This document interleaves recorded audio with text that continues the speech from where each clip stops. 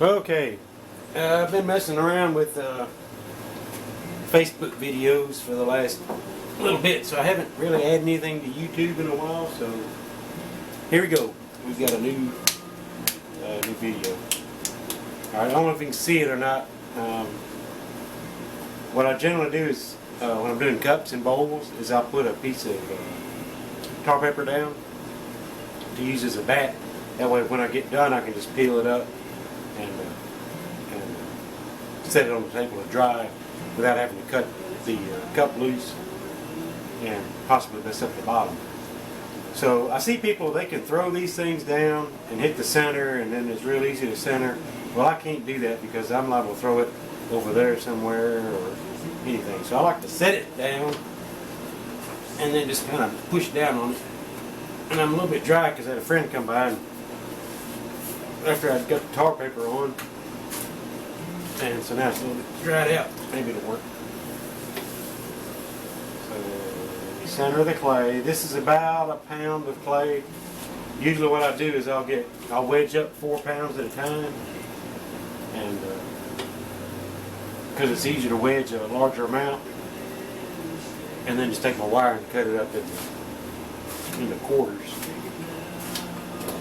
I found out that for me, a pound of clay is about right for a coffee cup. I mean, I usually lose a little bit because I don't center very well. My wheel, as you can see, is just a standard. Well, you can't see it very well, but it's just a standard kick wheel. I've got an 80-pound concrete filled flywheel, and I just have to push it with my foot.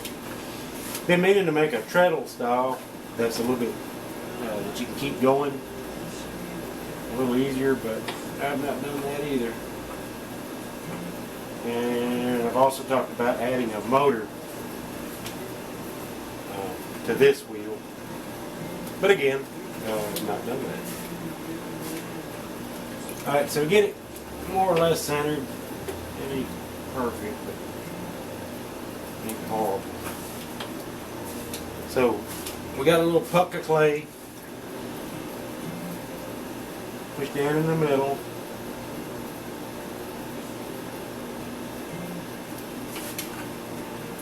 Pull out.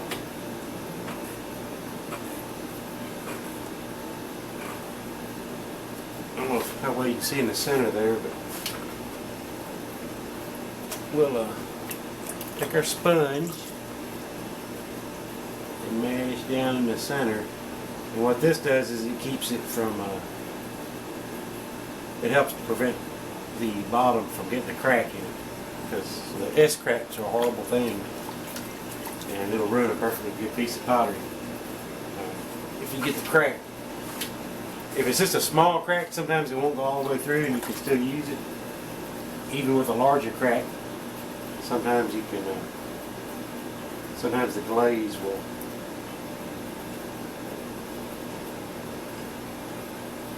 seal it up to make it waterproof.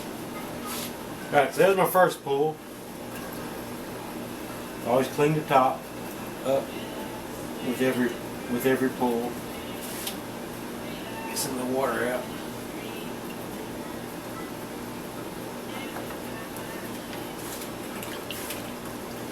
Some people say I use too much water, but that's just the way I learn.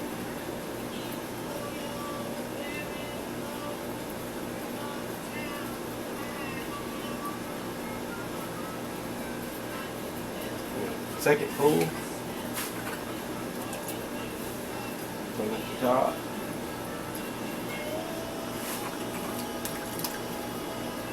Now, you don't want to try to pull, excuse me, you don't want to try to pull too much clay the first couple of pulls because you'll tear the whole thing down.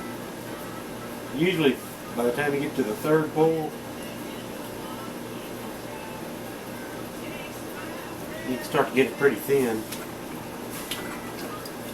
It kind of depends on, I guess, my mood or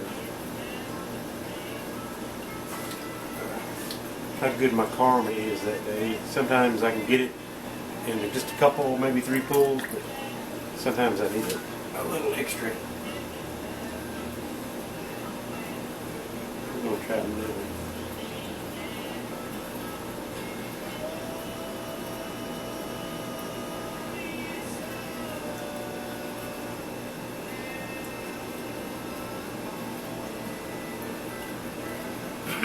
Alright, that's a good cup.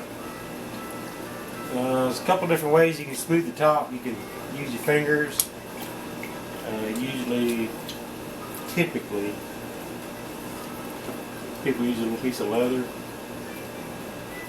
That just gives you a smooth drinking surface. And then make sure you get the water out of the inside. And then I like to clean up the bottom edge.